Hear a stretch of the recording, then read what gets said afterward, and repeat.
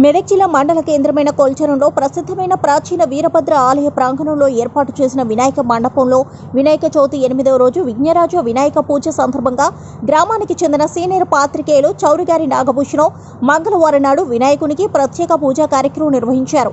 ఈ సందర్భంగా నాగభూషణం పుణ్య దంపతులు ఇరువురు పురోహితుని మంత్రోచ్చరణలతో విఘ్నరాజు వినాయకునికి ప్రత్యేక పూజ విధులు నిర్వహించి ప్రజల విఘ్నాలు తొలగి శుభం కలగాలని సుఖ సంతోషాలతో జీవించాలని కోరారు. అనంతరం భక్తులకు తీర్థ ప్రసాదాలు అందజేశారు. ఈ కార్యక్రమంలో ప్రజలు తదితరులు పాల్గొన్నారు.